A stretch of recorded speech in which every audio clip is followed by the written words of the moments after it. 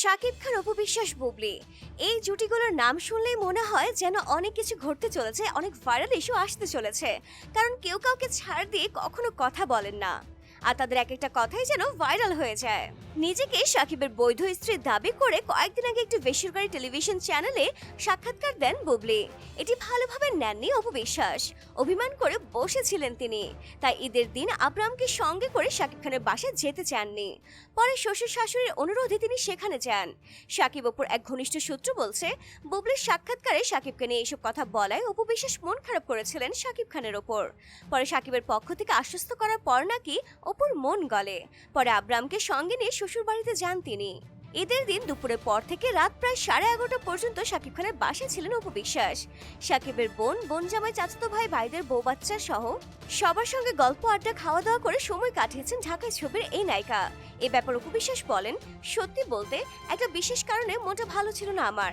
শ্বশুর শাশুড়ি ও ননদ আমাকে খুব ভালোবাসেন, তাদের কথা ফেলার ক্ষমতা আমার নেই। সবার সঙ্গে দিনটি ভালোভাবে কেটেছে আমার।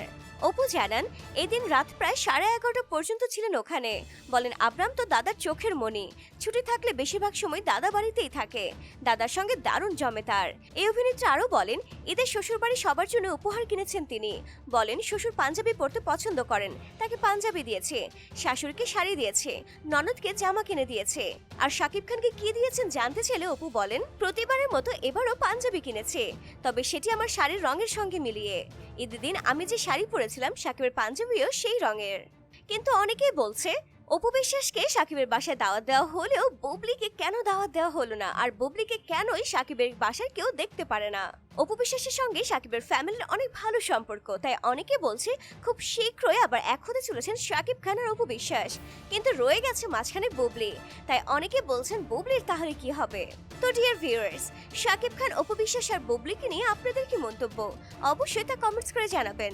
আর ভিডিওটি ভালো লেগে থাকলে লাইক, কমেন্টস আর শেয়ার করতে ভুলবেন না।